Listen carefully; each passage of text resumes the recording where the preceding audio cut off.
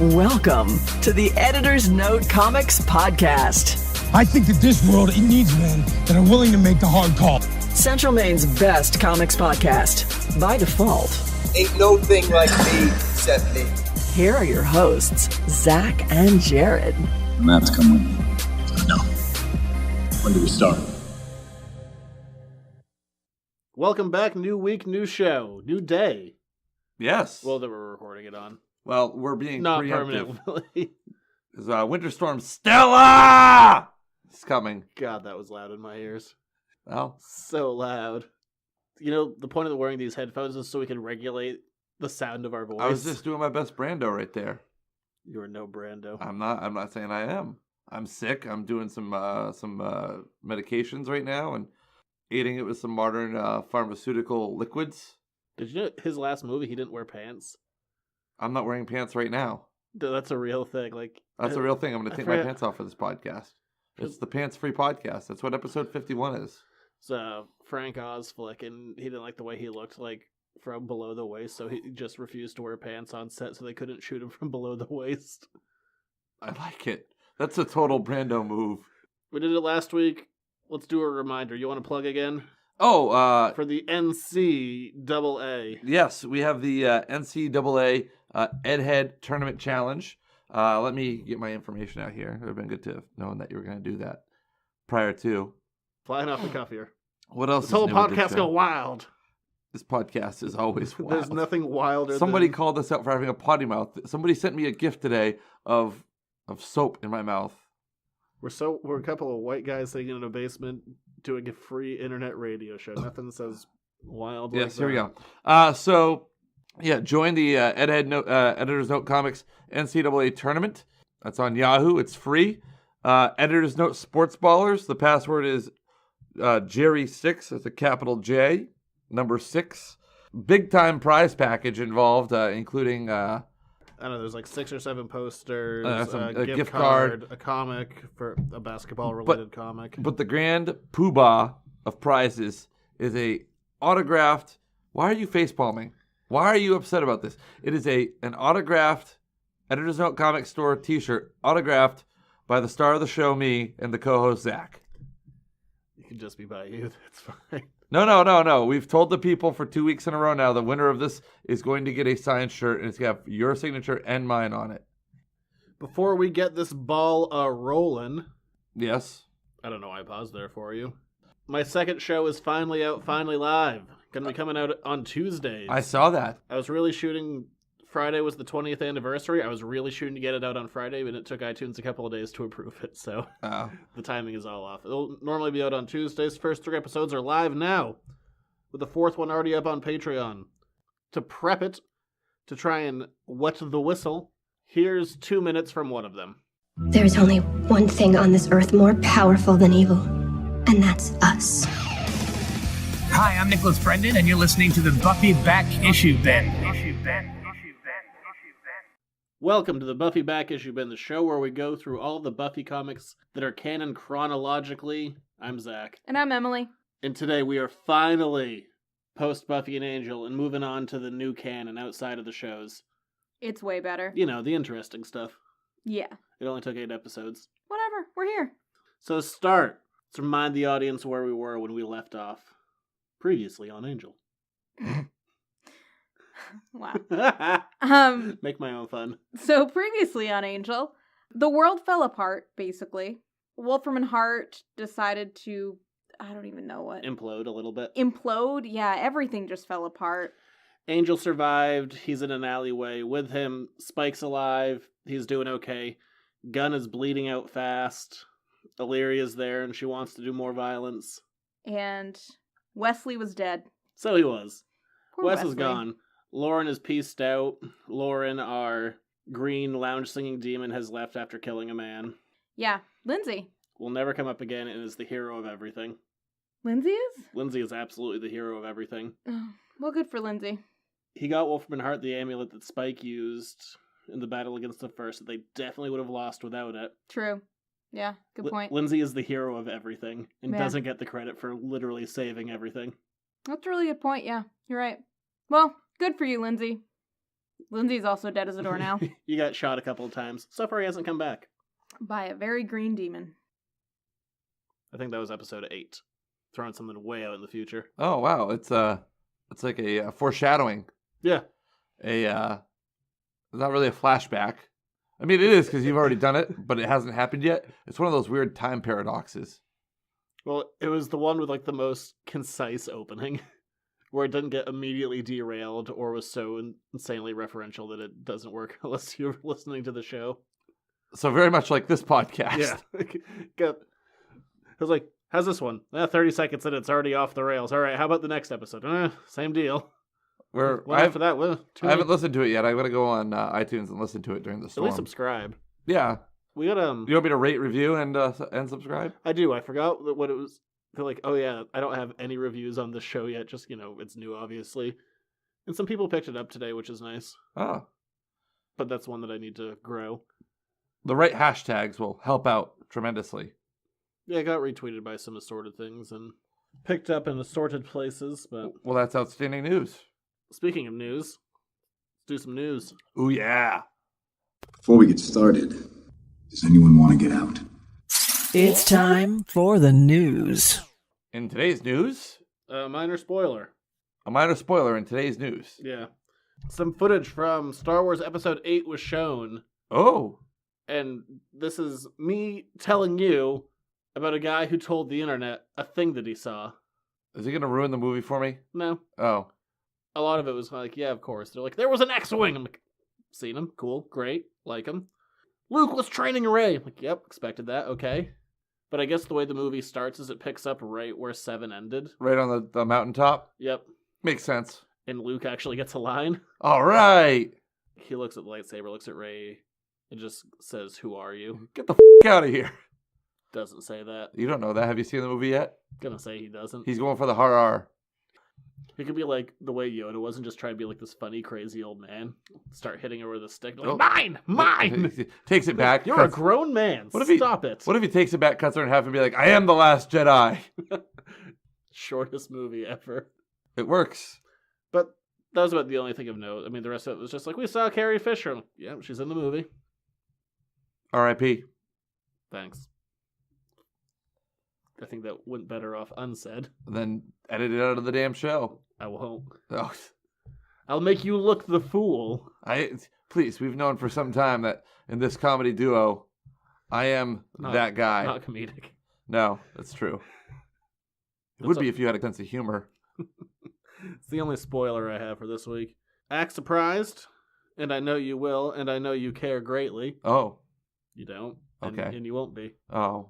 Avatar 2 has been delayed for what? The 18th time. Oh. What are the chances? High. Yeah, real high.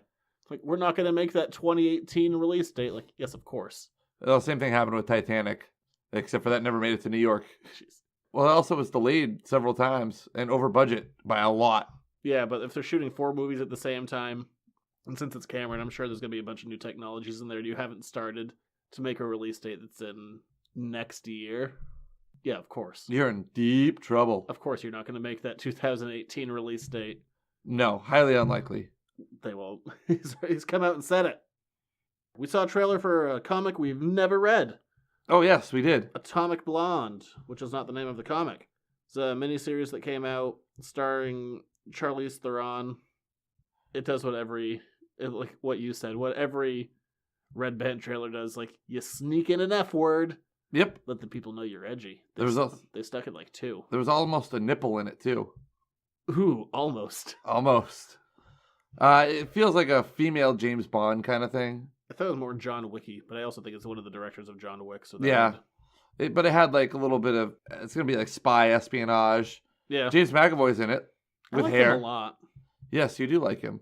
You've always said he's one of the one of the highlights of the First Class movies. Yeah, just in general, I think he's a pretty good actor. So I saw him, I'm like, oh, okay. John Goodman's in it. Consistent, always good. Yes, he was good in the movie we saw this past weekend. Lost a lot of weight too. The man's a good actor. I like what he does. Yes. I saw I don't know when it happened. I don't know if it was recently or not, but I saw him getting his star on the Hollywood Walk of Fame, And Jeff Bridges came out and put on the dude sweater and just did the entire speech as the dude. I like it. It was funny. I kept calling him Walter. The dude abides. I mean, like, that's your opinion, man. It's really funny. I haven't watched The Big Lebowski in a long time. Maybe that's what I'll do on the snow day during the blizzard. Drink a White Russian. Never was really a big fan of White Russians. I feel like you have to if you're watching that movie. I know, but I just don't like vodka and milk. It doesn't do it for me. Well, good thing there's Kahlua. Oh, Kahlua, yes. It's what, vodka, Kahlua, and milk, right? We have now listed the ingredients of a White Russian. Attaboy. I can bartend your next party. Here you go. I'll make you White Russians, mimosas, and beer. That's actually why I ended up seeing The Big Lebowski, is because I used to go to not a bar. I used to go to Applebee's. Applebee's is a bar. Well, they served us underage, so we went there a lot. Oh, great. Now you're going to get some Applebee's shot. This was not the Applebee's in Maine. No, this was in college. And I'd always order White Russians, and I was like, oh, have you seen The Big Lebowski? And I was, no. And now I've seen it a bunch. It's a good movie. Yeah, that rug really tied the room together. Can I leave that underage drinking thing in here? Probably it's fine. You're of age now. I don't think they're not going to come and arrest you. Or maybe I'm just telling an entertaining tale that's all a lie. No, see, now that you're like backtracking and trying to lie about it. I've never said that was a truthful story. The X-Men TV series on Fox has a title. The X-Men series on Fox has a title? Have we not talked about that? Fox is doing an X-Men series. You mean Legion? No, that's on FX. Close enough. I mean, this is going to be different continuity. Maybe movie continuity. Bryan Singer's directing the pilot. Oh, no, then I don't know. A good thing. The show's going to be called Gifted. Makes sense. Yeah, all right. Stole a title from a 2004 comic. Cool. Or at least a X-Men arc. But I'm sure it has nothing to do with that arc. Let's talk Thor. Ragnarok. Some more plot details were revealed. And a bunch of photos came out through Entertainment Weekly. The internet. Well, Entertainment Weekly. On the internet. And in magazine form. On the internet. That's the other way, yes. So, more plot details. Thor is going to arrive in Asgard after hearing about trouble on his homeworld. When he arrives, he finds Loki's style of ruling, while impersonating Odin, has led to some lapses in the rules and lead to freeing of the prisoner Hela. Thor and Hela come to blows, which sees Thor blasted to Sakaar, which is described as a barbaric planet ruled by the charming and nefarious Grand Master played by Jeff Goldblum. There he meets Valkyrie hiding out on the planet and brings him to the Grand Master to make him a gladiator, where he meets the most popular competitor in the arena, the Hulk, and loses his trademark hair and hammer. That's a problem. And probably before that is where we're going to see, my assumption is that we'll see Thor on Earth early-ish in the movie. Oh, with Doctor Strange? Yeah, with Loki and him, like, when he still has a full head of hair. Yes. And we see Odin, who looks like a homeless person in the set photos. Family drama. But yeah, then we got a bunch of photos. Some good photos. I like the color palette of this. It looks like a 70s, like, psychedelic album. Yeah, a little Spartan, but, like, psychedelic at the same time, yeah. There's a fun blue in Thor's armor. He's more colorful, and he looks, he doesn't have his long wig. He looks like junior year of college haircut. Year of college, you're like, I'm going to shave my head. You grew yours out. Yep. You had curly locks, dude. I got solid ringlets. You did. But Jerry yeah. curls. No, mine were longer than that. And also bigger rings. Yes. Bigger curls. I don't know. I think this one's going to be good. The Thor series hasn't been the strongest on the Marvel side of things, but this one, they seem to be hitting the stride right. I enjoyed them. I liked Dark World a little bit better than the first one. The first one was just like, first one was traditional world building movie. I've shared my thoughts on that, I'm sure. Stop knocking him out. It's not funny if you do it 3 times in 5 minutes. Where he gets hit with a car, tased, and then hit with a car again. Mm. Actually, like 4 times because they drug him too. Too much movie. But that movie was a while ago. But then he gets Eric Selvig drunk as hell in the bar. I love that line. We drank, we fought, he made his ancestors proud. Which leads you to think that Eric Selvig tried to beat up Thor, and Thor beat the hell out of him without even just trying. To beat him with drinking. Yes. In the new Fox X-Men tradition, the upcoming X-Force movie, which may be Deadpool 3, is going to be R-rated. You could have guessed that. All right. Is it going to be a hard R? R-right. Yeah, probably. Now we're talking. I don't know. I'm all for it if it fits the story, but it's one of those things like, don't overplay your hand. Well, you're having an interesting conversation today about that today. No, we weren't. You were saying something about X-Force, weren't you? On Twitter? No. I talked about Alpha Flight and mocked it mercilessly. Alpha Flight. Because no one cares about Alpha Flight. Oh, okay. Well, no, I disagree. I think there are people that do care about Alpha Flight. The sad Canadian X-Men light team. No one cares about Alpha Flight. I think that you're going to get a heavy argument against that. Yeah, it's only going to come from one guy, though. Yeah, but I like him. I like that he's standing up for what he believes in. You fight the good fight, my friend. No one cares about Alpha Flight. Anyway. Yeah, we'll see what happens with X-Force. I don't know. I kind of want the X-Men movies to stop and go away after Logan. Yeah, I mean... They won't, but it's what I want. I don't want to see a new Logan. It's also one of those things, like, the timeline is already so broken. It's broken, like, but it's also been, like, set. Like, every new layer you add is going to break it more and more. Like, too much of a good thing. Too much of a good thing. Some good things. Leave on a high note and start over. Yes. We've seen 3 Spider-Men in less time than the X-Men series has been around. We can accept change. Not always willingly, but yes, we can. Hell, we've had 2 roadies. Mm-hmm. One of them is better than the other. We'll let you be the judge. It's Don Cheadle. He's much better. Yeah, absolutely. Just in general, I like him better as an actor. Since we're doing this a couple days early, I have less news, but we got one last bit. Wonder Woman has a new trailer. Yes, she does. That's all you have to say. You just like, yeah, yes. Well, no, it was good. I mean, it's... I didn't hate it. We get a little world building. We get to see the island. We get to see Diana as young. It gave away the movie for me. We're going to see her grow young. She's going to be forced off the island while defending it, and she's going to track down the evil Nazis. Well, actually, it's World War I, so the Central Powers, yes. So the movie just gave itself away. I mean, that's any trailer. Yeah, but this one was like, I feel like this is going to be beat for beat. Oh, so you didn't notice that she was flying because I gave that away? Yes. Because it was kind of unclear in Batman v Superman if she could or not. She has the invisible jet. No, she's just flying. Oh. It's kind of weak. I mean, I wish I could fly, but... She can fly sometimes. It was one of those, like, you gonna do that power? They're gonna do that power.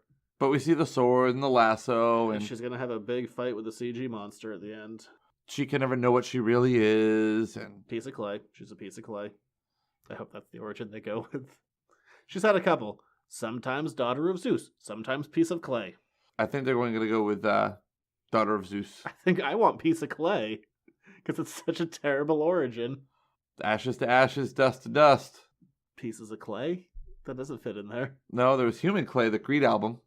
Why do you know that? I liked Creed. I still like Creed. Do you want me to edit this part out? No. What? Would you rather I liked Creed or Nickelback? They're like the same level. What's wrong with Creed? It's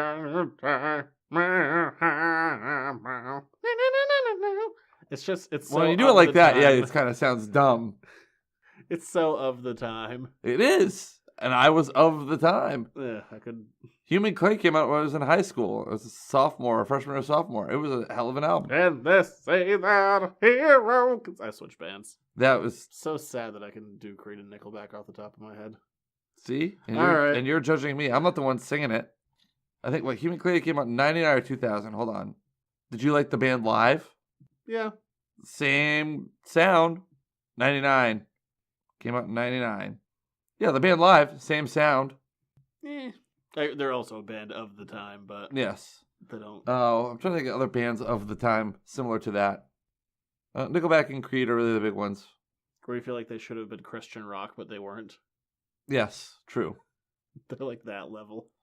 But yes, I was like, oh, she can fly. There's one. We've seen it in other trailers. The one thing I like is doing the Richard Donner Superman moment where she gets the bullet in the alley. Yeah, I like that role reversal, which I think is probably very intentionally referential. Yes, I'll be interested to see that moment. I'll be interested to see how Chris Pine is in this movie. He's another guy. He's usually pretty consistent. Yeah. He's not one... I'm not usually like, that was an amazing Chris Pine performance. I have done that before, but usually, What movie? Actually, I was thinking of a campaign ad that he was in. Oh. Being honest. Did you ever see... it didn't help anything. Did you ever see the train movie he was in with Denzel Washington? Unstoppable? I think I was in the room when it was playing once, but beyond that... I actually saw that in theaters. It's pretty good. It was one of those, I'm bored, I'm going to go watch a movie. No, I was like over at someone's house who like has HBO and the TV is on like consistently, like, and that was on, and then I think it might have played again. It's not a blockbuster.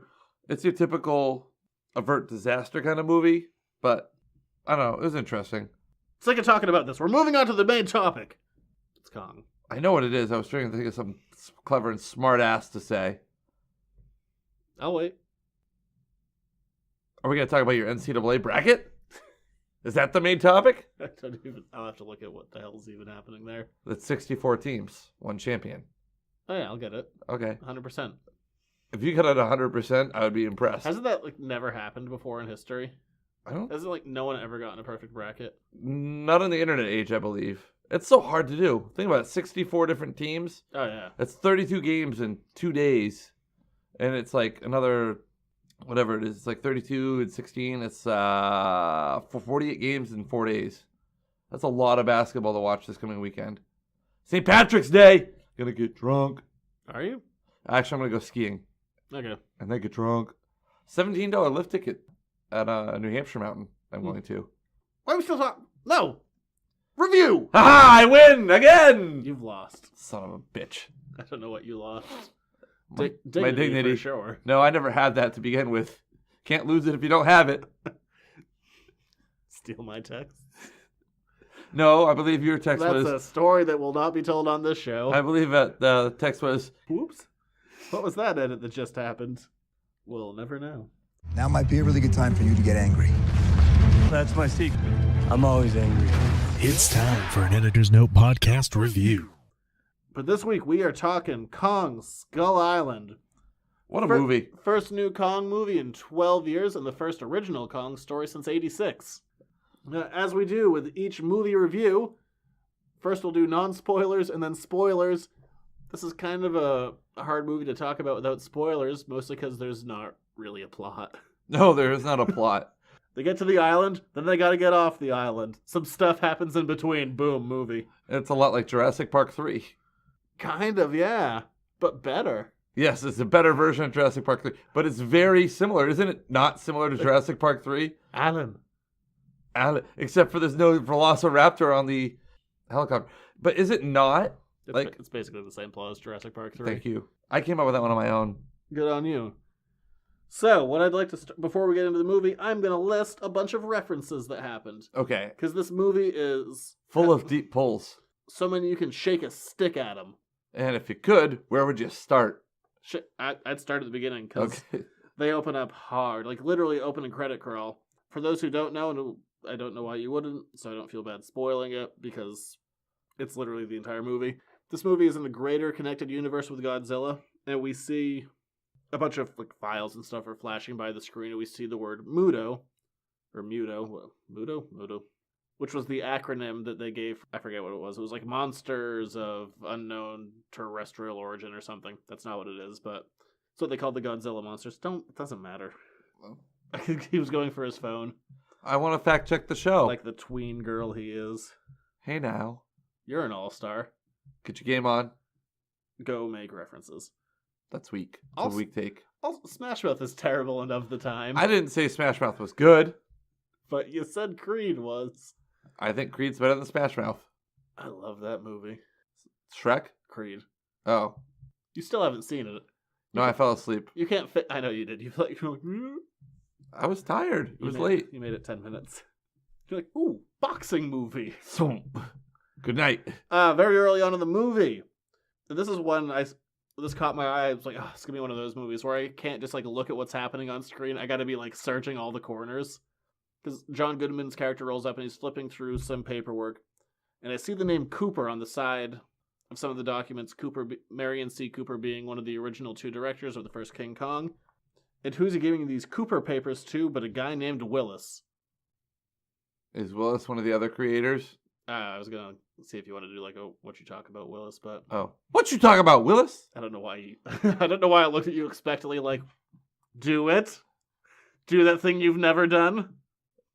What would that be? Willis being Willis O'Brien, the guy who invented a ton of technology, did all the stop motion for the original Kong.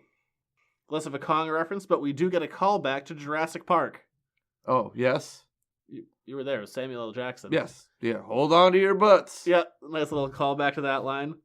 Kong himself, as he has been in past movies, continues to be a man-eater. Yes, he ate a man. I think it was accidental. No, it's like the first thing he did. He just shook the guy out of the helicopter and ate him. Ate him like a Tic Tac. Yum, yum. Tic Tacs are ruined now, aren't they? But Kong being a man-eater was something that... It was a movie that got released for decades, and every time it got re-released, they'd keep on cutting stuff out, and like including him eating natives because they thought it was too graphic. Wow. Kong fights a giant squid, much like he did in King Kong vs. Godzilla. Yes! Except this squid wasn't going after his stash. No, the squid was just going after him. Yeah, and then it was just a snack. Yum, yum. We see Kong swing a tree as a weapon. That originated in Son of Kong, which also came out in 1933, the same year as the original Kong. They turned that around so fast. No one saw your nod. I don't know what to say to that. Early when they arrive on the island, they find a giant spider. We might talk about it. They shoot it to death, and then even after it's down, they shoot it a couple more times. It's very reminiscent of the original Kong. When they show up, they do the same thing with the Triceratops, and his tail is going up and down. Yes. That also happened to the Peter Jackson one, but with a Stegosaurus. Same kind of idea. Kong attempts to do his traditional finishing move of snapping a giant monster's jaw. And then, one that's a relatively deep pull, we see a boat called the Wanderer. The Wanderer, going way back, originally, pre-movie Kong, there was a novelization written of the movie that got released, not dissimilar to what happens now. Except they only have the original script to work off of, and the boat was called The Wanderer in the original script, and the book was released, and that was later changed to The Venture for the theatrical film. So I'm like, that is a deep pull. Well done, movie. And I'm sure there might have been other ones. Those are just the ones I noticed. You asked me for a pen and paper. I just asked for a pen. I was going to write on my arm. I was like, give to the movies, not to take notes. I'm here to write. Well, they hit me with, like, the mood of Cooper Willis thing in like the first 2 minutes. I'm like, oh no, I'm gonna forget all this. That's exactly what you said. In the theater, you're like, so many references, I can't remember them all. I'm sure. But that is my list of things I noticed about past Kong movies. What's the story of this movie? Well, like you said, they end up on an island. They got to get off the island. But it talks about, like, finally I like the opening flash, like it's like a timeline of like what's going on. And it starts off, we meet John C. Reilly's character, but a younger him. By the way, same actor who played the young him played his son at the end of the movie. Oh, that's interesting. I didn't notice that. He and a Japanese Zero fighter pilot land on the deserted island together, and they engage in a fight, and they get to the edge of a cliff. During World War II. Yes, and Kong just rises up above everything else, and then it cuts through. Well, let's not spoil the whole movie. Yes. Let's just talk generally. Yeah, they show up on the island. What'd you think of the monkey? I thought it was really good. Really, really good CG. They don't have him like as a traditional ape. He's standing upright. Oh yeah, he's big.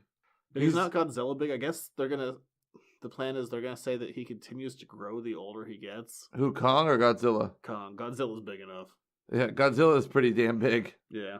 But we learn a lot about like Kong as we're on the island. I love some of the cinematography. It does feel like otherworldly. It feels like there's so many different parts of the island that they're on. I feel like there aren't that many parts of the island because everywhere they are, Kong just like wanders through. He's like, "Hey, you guys still here?" I like kind of seeing Kong in like an environment.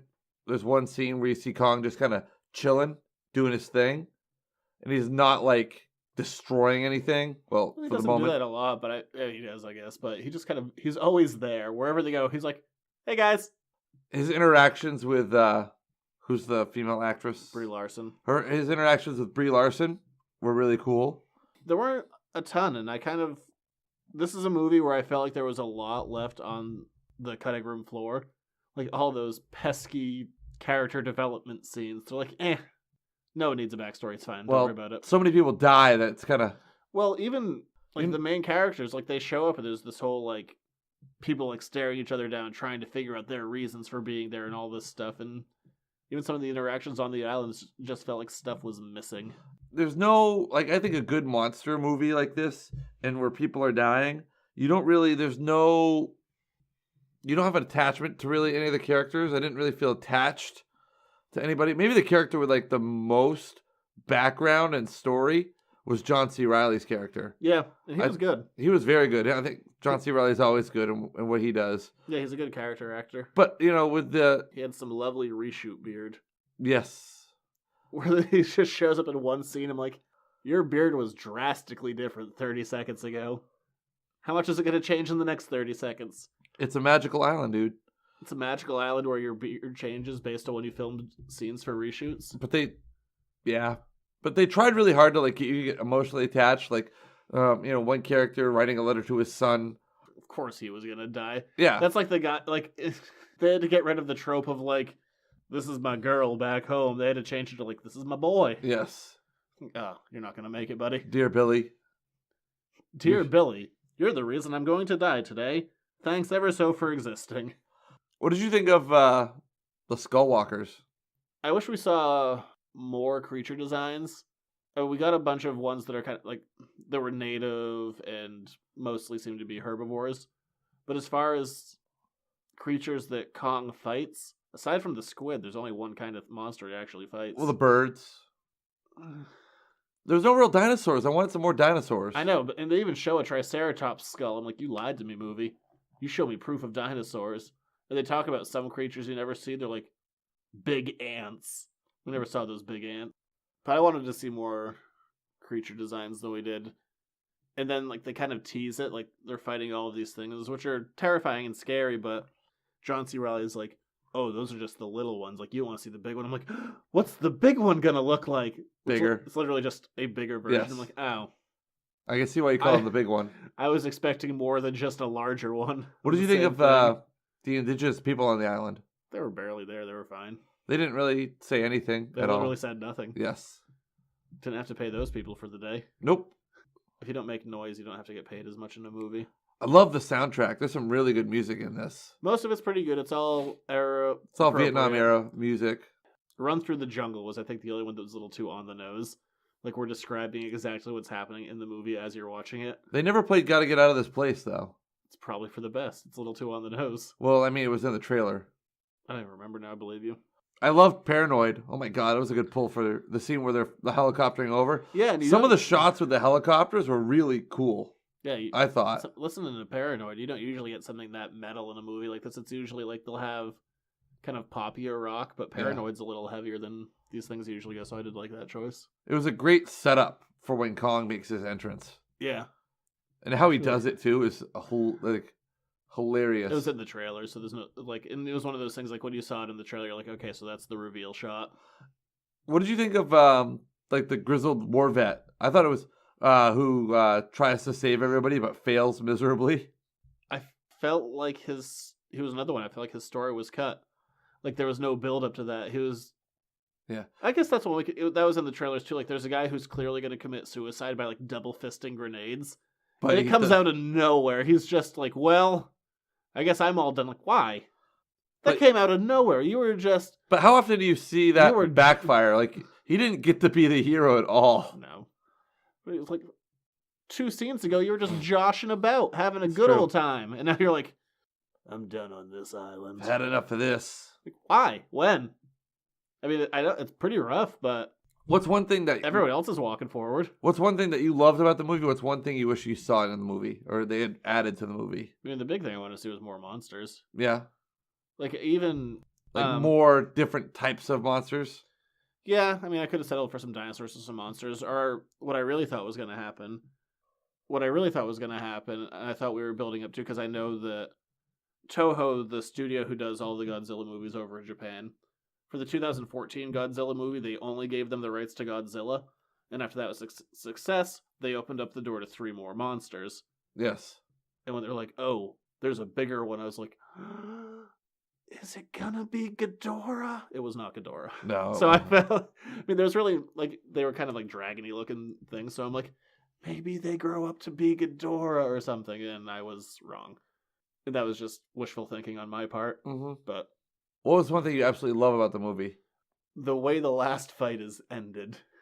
That was pretty cool. That was pretty clear-cut winner. Yeah. I was like, oh, you don't see that a lot. No, I don't think you ever see that ever. No. Make sure there's not a lot of blood, though. Keep this thing PG-13. No, but it was nasty enough. Yeah. Well, a lot of it's just the color red. You can have so much blood in these movies as long as it's not the color red. Mm. If it's not realistic looking blood, you can get away with a lot. Green blood, blue blood. Yeah. That opens a lot of doors for violence. The name Kong, and granted it hasn't always gone that way, but there's a certain pedigree there. They didn't really care about that. They're like, we're just going to have some dumb fun. Yeah, I think it was... We're not trying to do, like, nothing really special. It's a lot of fun, but it's not... They're not trying to, like, leave their mark on, like, this is the next great, like, cinematic monster movie. It's like, we don't care. We're going to have fun with this. It's totally different than the movie we saw the week before. Oh, yeah. That movie was out to make a statement. This movie's statement was like, aren't big monsters neat? I agree. Yeah. So, with our patented review system, before we get into the spoilers, what would you say? I say see it in theaters, especially given, just the spectacle of it. That's what this movie is. It's a popcorn spectacle movie, but it's a good one. It's one done well. I'd say, yeah, see it in theaters. I mean, you can't really appreciate the size and scope of this Kong unless you see it on the big screen. But if you're looking for, like, something that's more deep and a story, no. But if you just want to see get tore up, this is your film. All right, we're moving on to spoilers. Look out! There's spoilers ahead!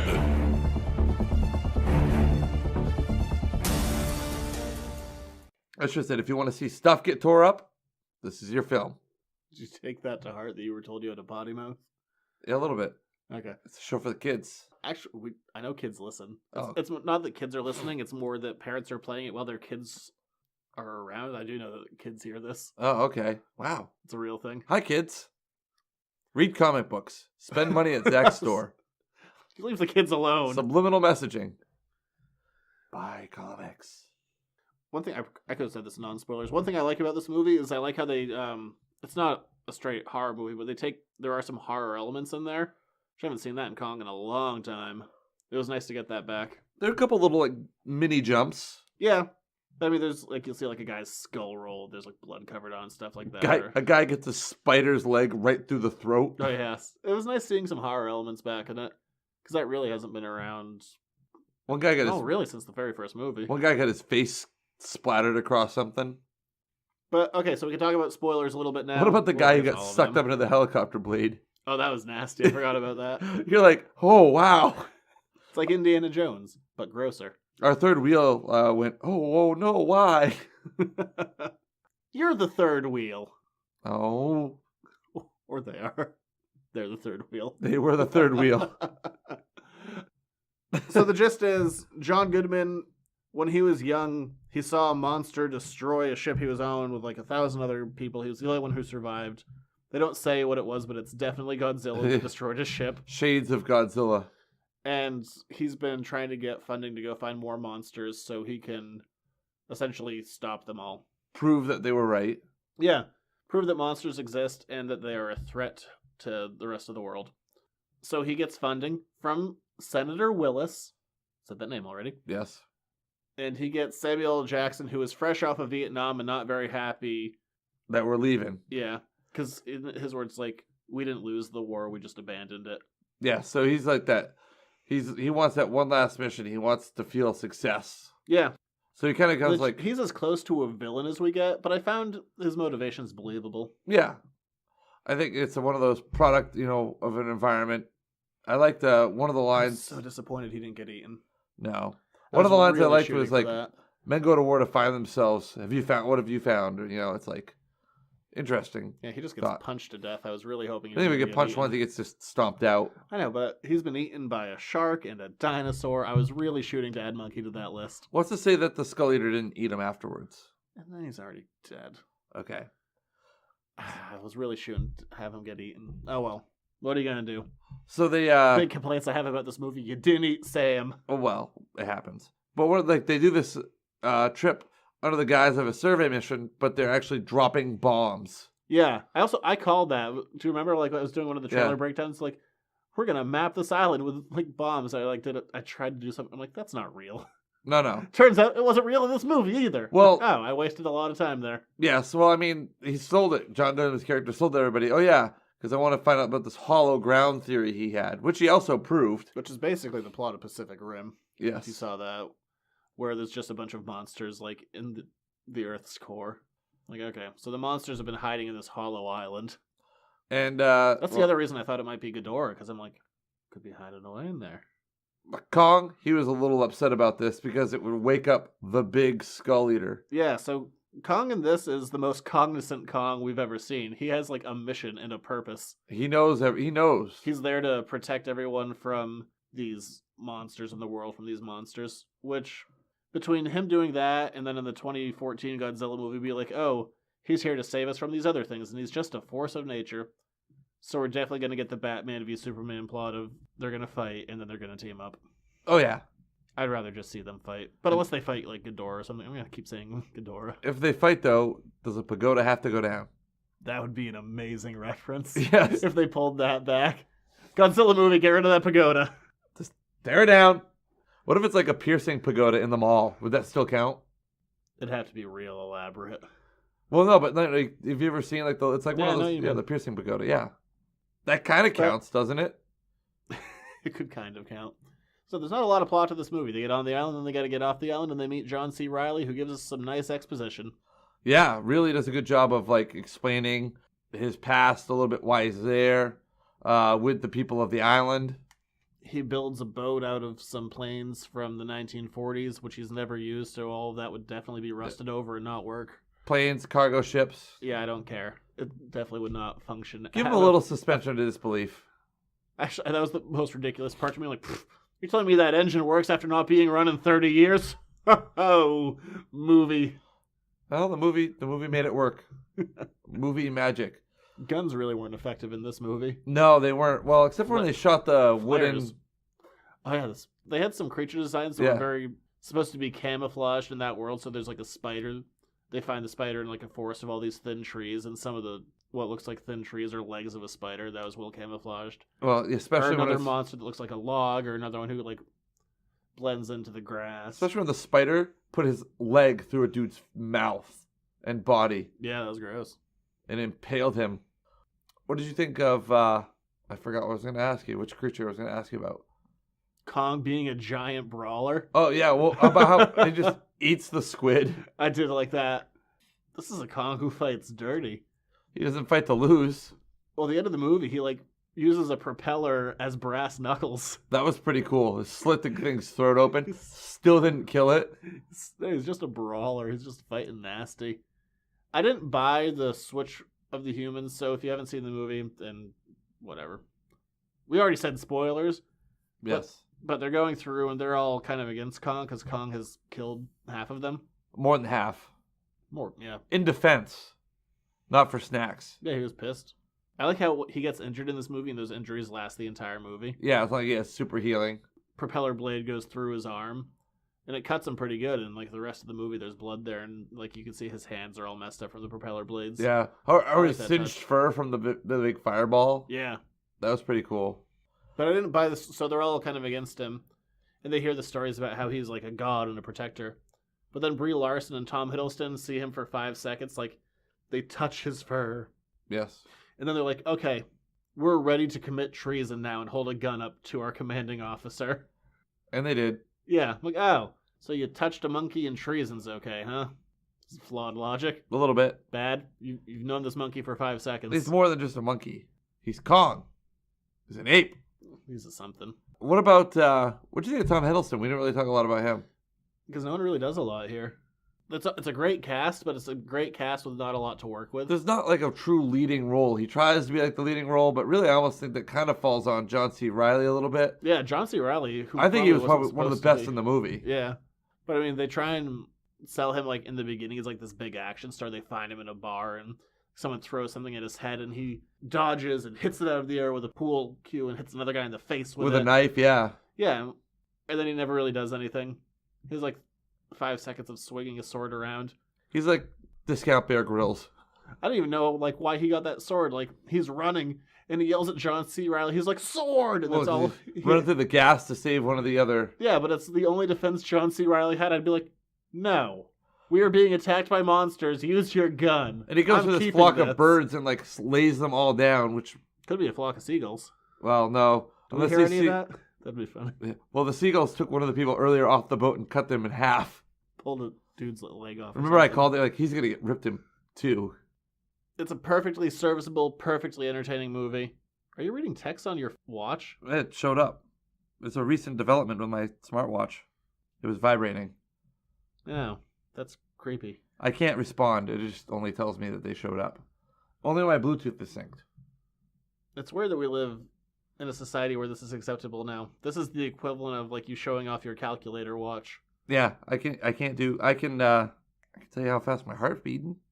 61 beats per minute. Great. I'm calm. No, I didn't get a specific smartwatch. I just got a Fitbit for the very reason I don't want that. I gotta find a way to turn off that while it's connected to my phone. Yeah, the movie ends and is what it is. It's not bad. I feel like I'm kind of underselling it, but there's a bunch of fun moments. Yeah, I mean, unfortunately, it's one of those movies that will never have the impact that it does the first time through because you'll never be surprised by those moments again. No, like you said, it's a fun popcorn movie. You know, if you want to see action, adventure, monster movie, it's fun. Yeah, it is. It absolutely is, which isn't a bad thing. Sometimes movies can just be fun, and that's fine. Yeah, I mean, and it sets the stage for other monster movies. Yep, it does, and they kind of ruin that surprise. Well, I think that they should have put the thing mid-credits. You have to give credit for the monsters they talk about, but they should have put that scene in the mid-credits. There is a post-credit scene on this movie, and as I mentioned before, this is just more things that were out there. After the success of the 2014 Godzilla, Toho allowed the rights to be used for King Ghidorah, Rodan, and Mothra. So at some point in the future, you knew one or all of them were going to show up. We're sitting there, we're watching the credits, and all of a sudden, like it says, rights for Godzilla, King Ghidorah, Rodan, Mothra, all licensed from Toho. Oh, so they're the post-credit scene. Thank you for telling me 10 seconds You before got really it happens. excited. You're like, ha. I was like, oh, those guys, that's the post-credit. Yes. And then they just show, like, cave paintings and some satellite photos. But yeah, those guys are all coming. And then the last sound of the film is Kong and Godzilla's roars. That's like a baby Godzilla roar. Not the mama. Remember that show? Yep. I also remember Son of Godzilla. It's a bad movie. Don't watch it. Okay, thank you for the heads up. Although you've maybe watched some bad movies for this show. Son of Godzilla has no marketing place. No one needs to see that movie. All right. But I don't know. And there's going to be a big time frame where they can squeeze kind of some of this other stuff in because Godzilla was modern day. Kong took place in the 70s. If they want, they can fill a gap in with other movies. Like, I doubt we'll see any of these characters again. Because I assume King Kong versus Godzilla is going to take place in modern times again. And they're going to do age up Tom Hiddleston? Yeah. Probably not. What about maybe like a Mothra or a... I mean, I don't want to have them have their own solo movies. Rodan and Mothra have had solo series in the past. I have no interest in seeing those now. Who else was in there? Ghidorah. Three-headed dragon. Now we're talking. He can light stuff up. Yes, he does. Well, he shoots kind of like lightning from his face. It's the thing. So doesn't Godzilla. He has atomic breath. Come on. Sorry. My ignorance is so overwhelming. But yeah, I mean, I guess that'll do it for Kong. You were really excited for this. Leading up to it, you were. It's about what I was expecting, though. Did you enjoy yourself? Are you happy with the movie? Was it what you wanted it to be? Yeah, I didn't want to see the same story again. That's for sure. Like, that's been done. It's been done well multiple times. I don't need to see the old Kong story hashed over again. So you're happy with it? Yeah, it wasn't great cinema, but I'll enjoy watching it again. I enjoyed watching it now. Did it deliver on what it promised you? Yeah, it's nice to get more Kong in there because it has people. Do we need another Kong movie? Like, no, probably not. But it's been 12 years. It's been a decade plus since the last one. It's not like they're cranking these out. It's a good point. And in 80 years, there's been 8. So it's not like they do one every 10 years. Yeah, they don't do these that often. Good. I'm happy for you. I know this was important to you. It sounds like we break up. No. I just want you to be happy. No, you can't. Just because you want someone to be happy doesn't mean you have to break up with them. Oh. Ooh, I've been doing this all wrong. But we'll move on from there to letters to the editors. Now for my favorite part of the show. What's that say? Talk to the audience. Oh, God, this is always dead. Here's another one of your letters to the editors. Shorthand. The mail's here. It's always shorthand. You always paraphrase these. That's not true. Sometimes I read them in full. The question this week. There are certain creators that I like to support, but I don't always like buying individual issues. What's the best way to support them? Should I buy comics, graphic novels? How does this work? Buy their stuff. There. Boom. No. Well, okay, so how does it work? What's the best way? The direct market. Comic books are about the worst market in existence. There was a system set in place in the 80s by this one lady over at Marvel that's kind of screwed the industry over for the last 30 plus years. Essentially, if you want to support a creator, there's only one way to do it, and that is pre-ordering. Really? Comic books, even when you see like monthly sales numbers, you're like, oh, X number of units were sold. You're not seeing what customers bought. Customers don't buy anything. Comic book stores buy them. Shops buy them all. Whenever you see like units sold or something sold out, that's all comes down to the people who are buying from the distributor. And those numbers that people order off of are based on pre-orders. So unfortunately, like, series, it's insane because sometimes series will live or die based on pre-orders. The fate of a series will be determined before issue 1 even hits the stands. Really? Because usually by the time issue 1 is hit, orders for issues 1, 2, and 3 have already been done, maybe even 4. I was going to say... So if you have like a mini-series, they're trying to test it out, like, should we continue this or are we going to cancel this? Usually by the time issue 1 hits the stand, that decision's been made.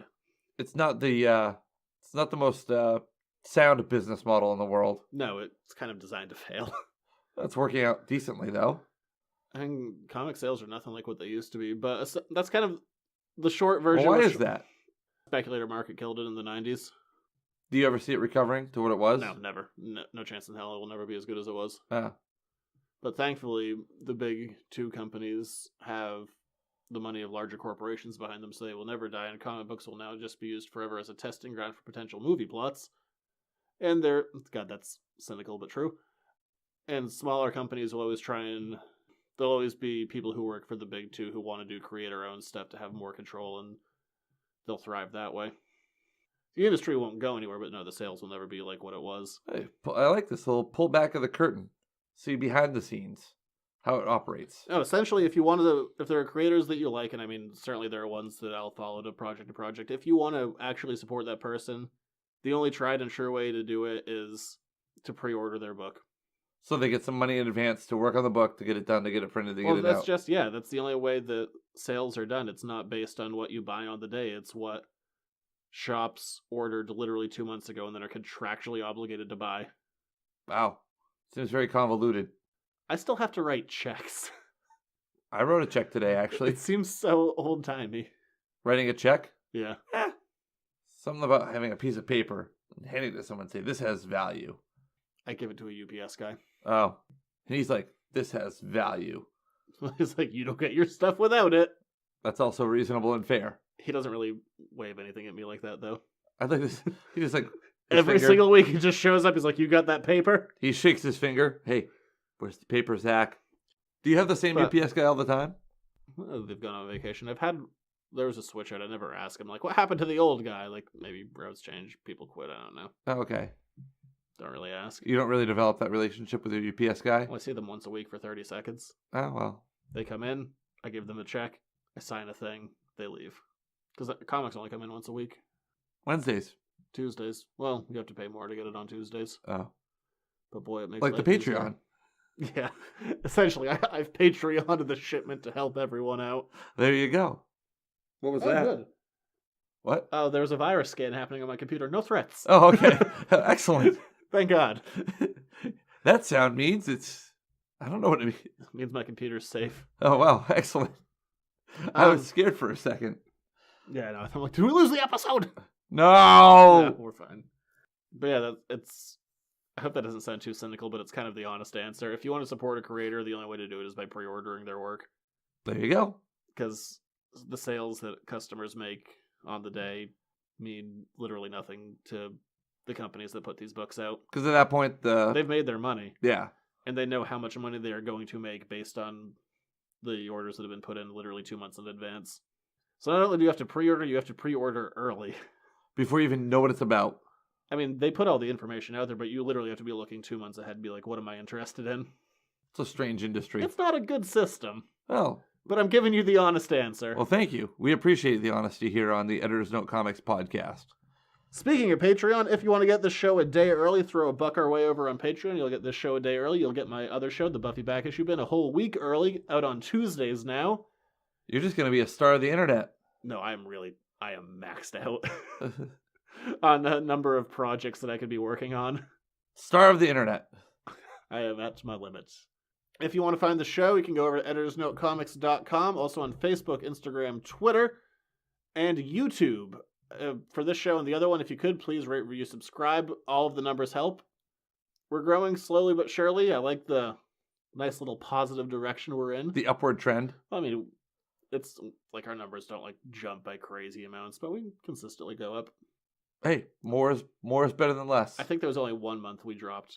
It was probably after that hideous flashback episode. I forget which one it was, but there's 1 month where, I mean, every day it fluctuates, but there was 1 month where we were like, it was a very small number, like 3 fewer subscribers than the month before. I'm like, we didn't do good that month. I should look at what those shows were. What shows made us go down? I'm guessing it was probably that damned episode, the flashback episode. I think it was earlier than that. Oh, wow. We're closing in on 1 year next week. Yeah. Next week's the 1 year anniversary, isn't it? Yeah. Oh, my God. Oh, that was the news I didn't mention because that's not a good sign. Oh. Because next week, we're going to cram some Netflix in with Iron Fist coming out. But I don't have a great vibe about it. Every Netflix show so far, and not us because we're not professionals, but like real reviewers have gotten 7 episodes of every Netflix Marvel show so far before it aired. Yeah. So they could give reviews ahead of time. That didn't happen this time. So it could be really good or really bad? There have been, usually, that's not a good sign. Oh. They usually don't hold your cards. Oh, no. Cards to your chest don't get held, like, if you think you have something good. This is the first Netflix show to not have advanced review copies go out. Oh, no. Yeah, we'll see. We'll see next week. All right. Between basketball and skiing and St. Patrick's Day and television, it's going to be a packed weekend. I know. And also the first Saturday in 2 weeks where it's not going to be it's like 0 degrees out. So it might be snowing, actually. Oh, my God. Stop doing this on Saturdays, nature. Where can we find you? Well, I just said all that. Oh, I missed that part because you didn't ask me. You can find me on Twitter at Junior Rich. That's where you are. We'll be back next week to talk about Iron Fist. Prepare to get the don't even go there. Come back if you get a chance. Watch the Netflix show or don't. It might be terrible. I'll let you know next week. Bye. Peace.